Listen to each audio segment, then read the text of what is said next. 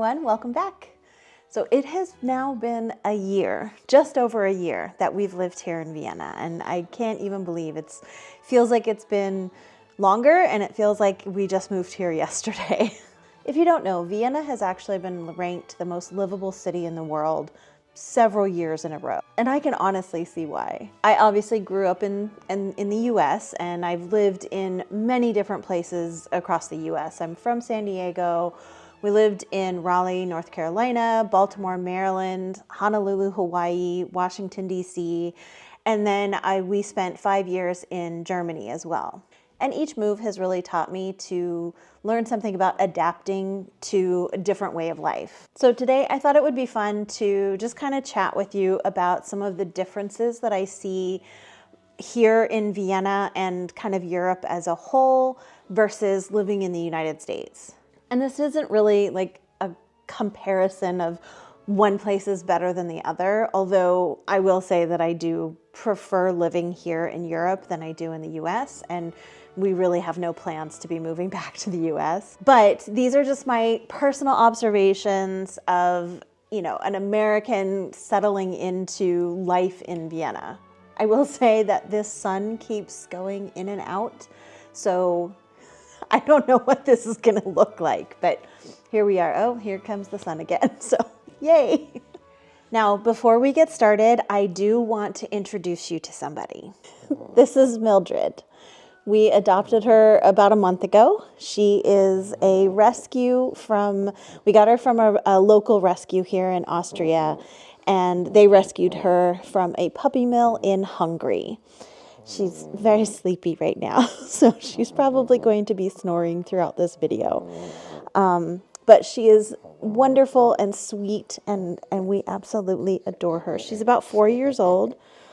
Yeah, I'm talking to you. Yeah. And she's just wonderful, and we are so excited to have her as a part of our little family. So I just wanted to introduce you to our little darling Mildred, and she's now going to go back to sleep. One of the first things I noticed is how amazing Vienna's public transportation system is. They have trams, buses, the U-Bahn, which is the subway, and they all run fairly seamlessly across the city. It's affordable, relatively reliable, and honestly really, really easy to use. You can get almost anywhere without actually needing to drive a car. This is the first time since I got my license at the age of 16 that I've not owned a car. And I will admit, it was difficult for me to sell our cars, especially my beloved Volvo. We bought it in Sweden and picked it up in the factory, so I felt like I kind of, I was there from the beginning of that vehicle. And I really just loved the car. So, and honestly, even if we wanted to bring our cars, we couldn't because they're US spec, and here you have to have a European spec car, and it would have cost so much money to get that retrofitted. So it wasn't even a possibility for us. And we've rented cars, so we're still able to do kind of little road trips and weekend trips if we want to go somewhere outside of the city. They have a car sharing system, so you just look up the app and you can find cars that are nearby. And we've rented things if we needed to pick up large items that I've, bought online on, it's kind of like a marketplace type of situation. So we've done that in the past. So it's not like you don't have that option. In the US, public transportation really depends on where you live. So of course, cities like Washington, D.C. and New York City, they have really decent systems, but for most Americans, owning a car is the only practical way to get around. So I was actually really excited to be living in a city where I didn't need to drive, because honestly, I don't like driving myself. My husband does, I don't. I mentioned that it's pretty affordable. So a 1-year transit pass is 365 euros. And that gets you unlimited trips on the U-Bahn, buses, trams, the streetcars, all within the city limits. Vienna operates 5 underground lines, 29 tram lines, and 127 bus lines. A single ticket costs €2.40. But if you are visiting, you can buy passes for like 24 hours, 72 hours. I think you can buy a week pass or even a month pass. And of course you get those subsequent discounts on that for, longer periods of time. One of the things that I have found different about the public transit here is it's kind of on the honor system. So there isn't really a checkpoint to, put your ticket in or show your pass or anything like that. You just walk on, you just get onto the train, the bus, the tram, or whatever. There's nobody there to actually take your ticket or check your pass. But if you have a paper ticket, if you've purchased a paper ticket at one of the kiosks, you have to validate it. And there's these little boxes, these little blue machines on the trams and the subways, and you actually have to validate that in that little box. They have people who will stop you occasionally. I think we've been here a year, and we've only been stopped maybe twice to check your ticket or to check your pass. So our pass is just on our phone, it's a digital pass. But if you're visiting and you have the ticket, you have to make sure that you're validated, because the fines can be really, really hefty. So make sure you have a ticket and make sure that you have validated for your first trip. It's a pretty easy system, but I can understand if you are visiting for the first time. It's not like most transit where you just show your pass. So just make sure that you understand all of the rules if you're coming to visit, because you don't want to get fined for not validating your ticket. The work-life balance here is really taken seriously, and it's one of the things that I absolutely love about Vienna. Austrians are entitled to 25 days of paid vacation each year. And many businesses will actually close for lunch so employees can take a proper break. My husband, who works for the IAEA, a UN agency, he gets 6 weeks paid vacation on top of the 9 paid holidays every year. Now, this is one thing that I will say that Europe does so much better. The US just doesn't have a set amount of paid vacations for when you work. We do have federal holidays, but other than that, it's up to the company's discretion of how much paid vacation they will allot you and how you accrue that. So that's one big major thing that I do think that the Europeans do much better. This work-life balance is so, so nice. Another part of that is Sundays are really a day of rest. Shops and grocery stores are not open on Sundays. You can find some restaurants and cafes are open, but for the most part, people tend to spend their Sundays either at home with their families or out at parks, or some museums are open on Sundays.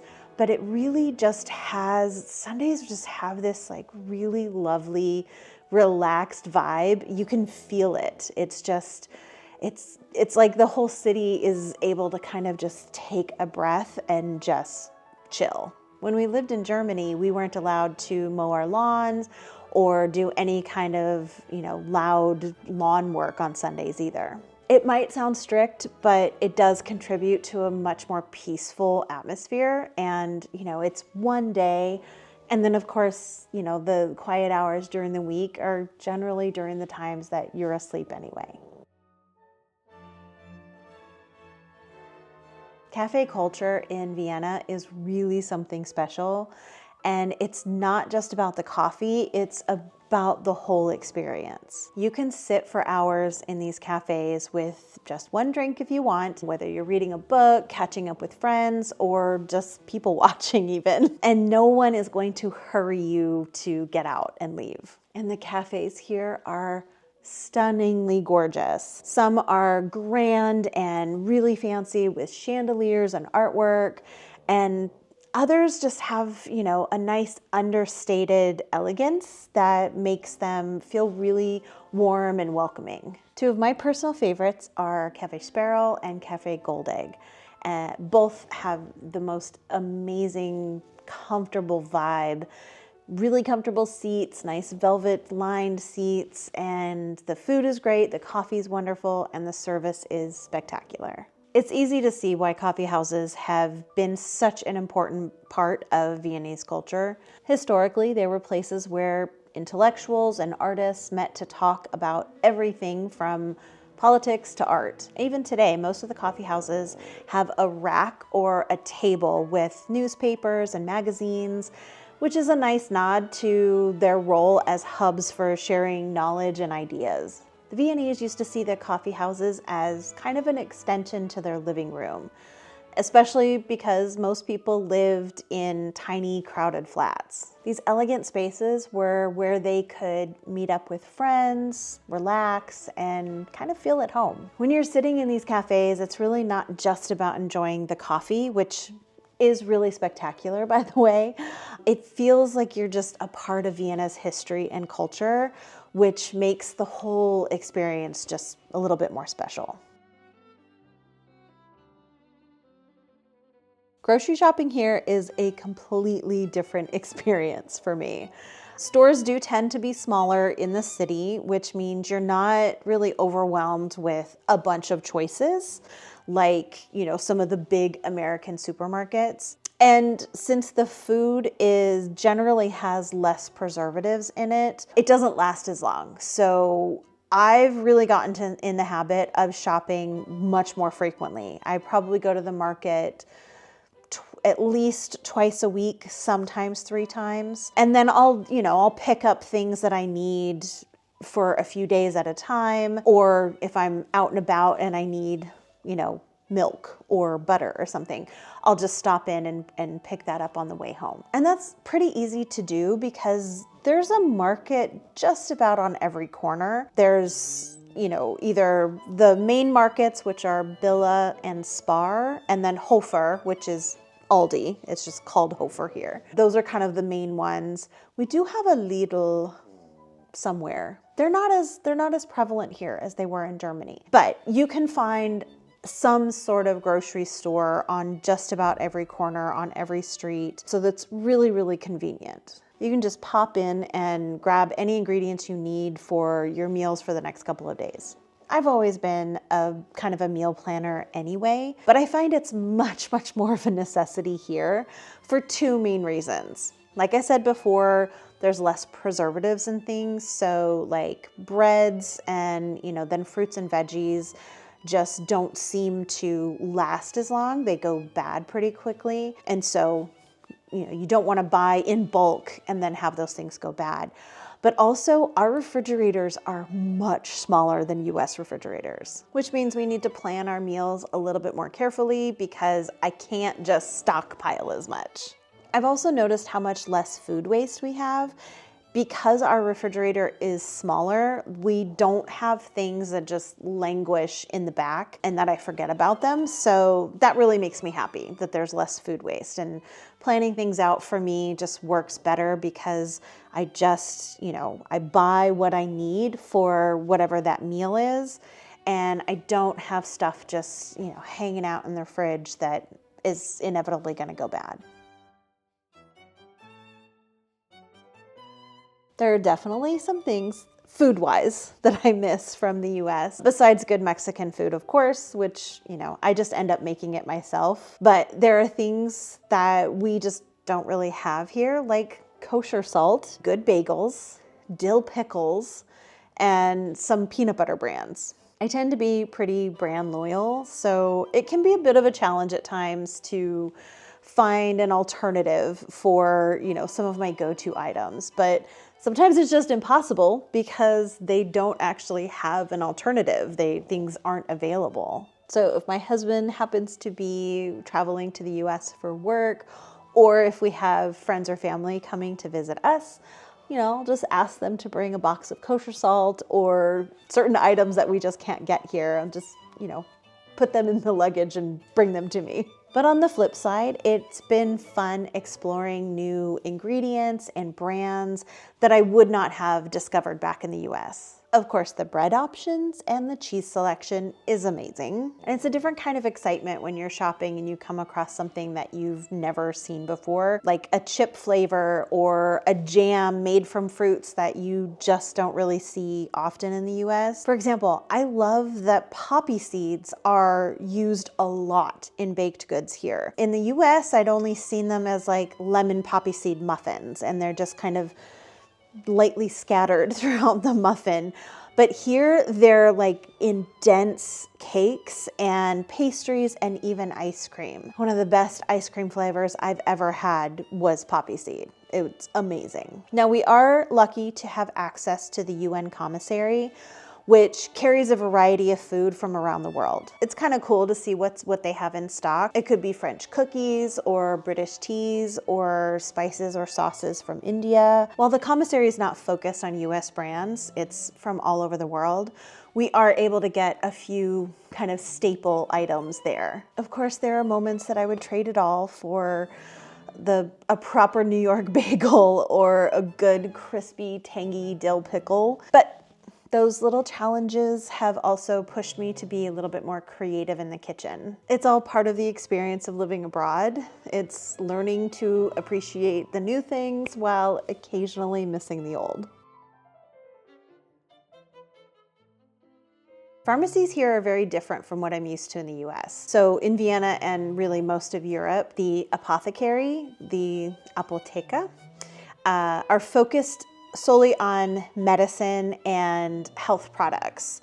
So they also carry some higher end skincare. That's where I get my Dr. Hauschka products, and some supplements and essential oils. Whereas drugstores, strangely named because they don't sell drugs, like DM or BIPA, they focus mainly on personal care items like drugstore makeup, hair care, and some body care, some cleaning products, and baby care products. And here's one of the bigger differences. You can't just go buy over-the-counter medicine like aspirin, Tylenol, or Motrin at the grocery store like you can in the US. You have to get that at the apothecary. But what I do love about the apothekas is how personal and how hands-on the experience can be.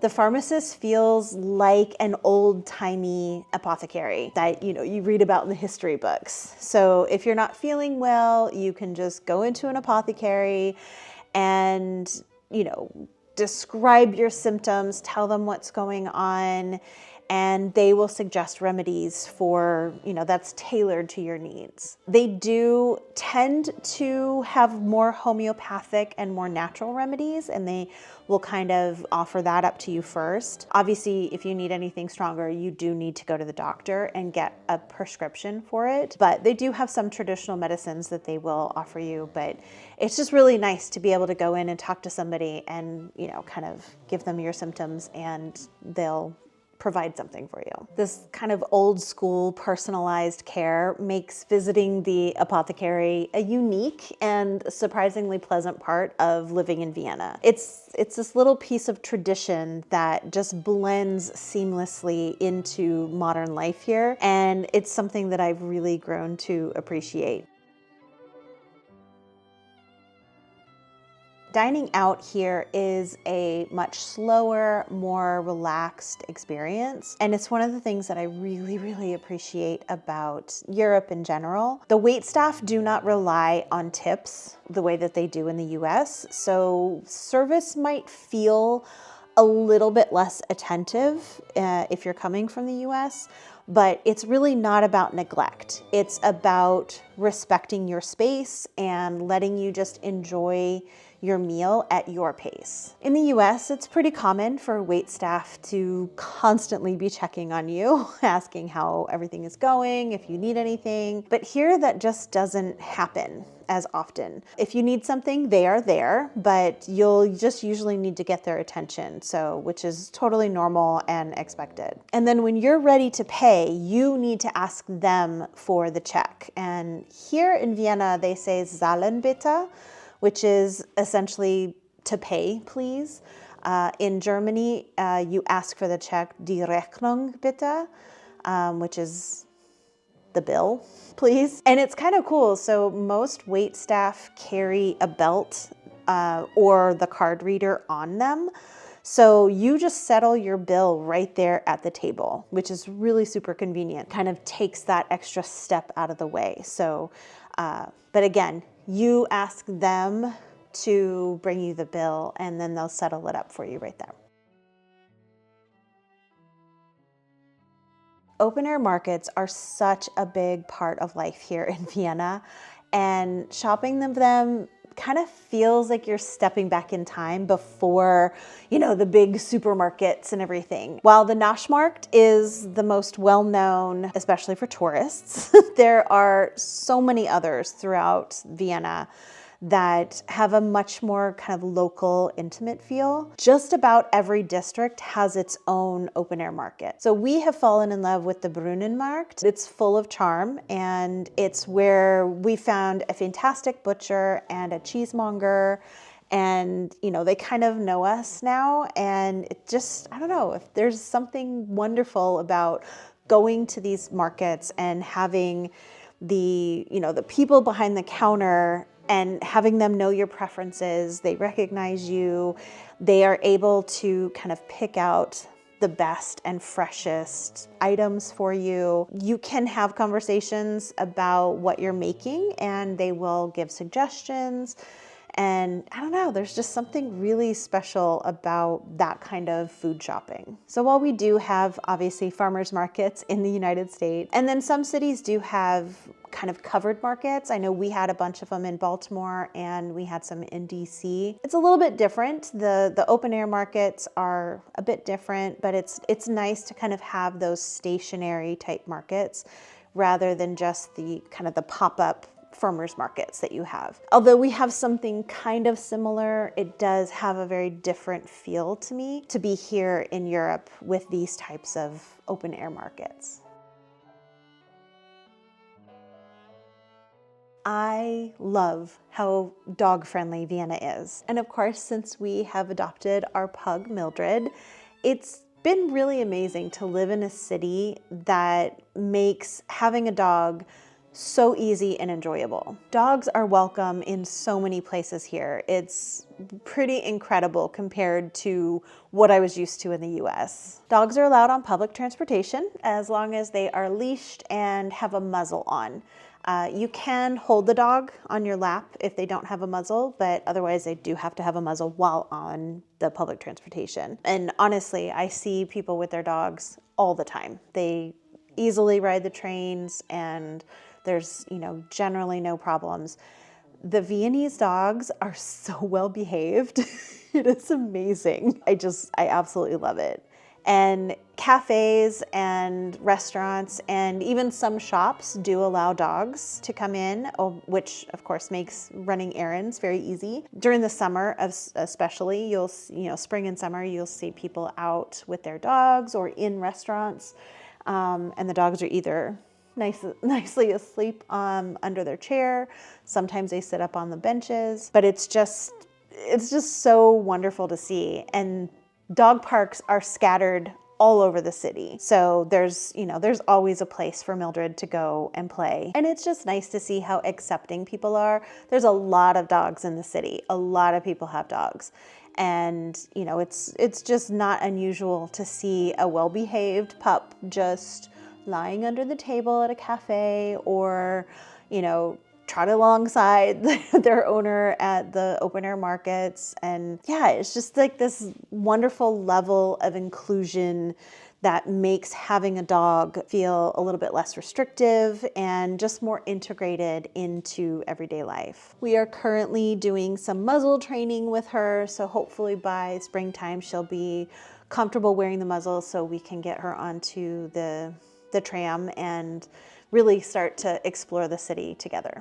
Living in Vienna truly has been such a wonderful experience so far, and I really do feel fortunate to call this place home. Of course, there's always going to be little adjustments, like not being able to find some of my, favorite US foods, but those are minor inconveniences. The charm of this place and just having a much better way of life. It's a slower pace, it's rich in culture, it's a beautiful city. As I mentioned, we don't have any plans to move back to the US. Europe feels like home for us. There's just something about the lifestyle here, the focus on quality of life, community and tradition, and that just really resonates deeply with us. When my husband retires, we do plan to move to France, where I'm sure I will have another list of adjustments to make and differences to share with you. But that's one of the exciting things about moving abroad. You're constantly learning, adapting, and growing. Each new place brings its own rhythm, its quirks,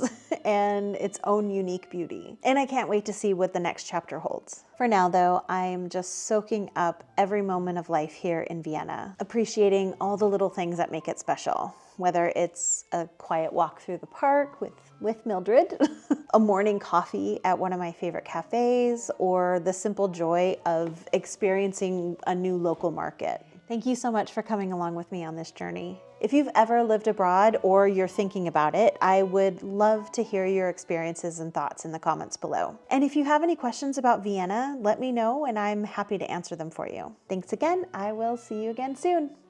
Bye. Hi, I see you. Hi. Hi. Yeah. You getting ready? Huh? You getting ready for your debut? Okay.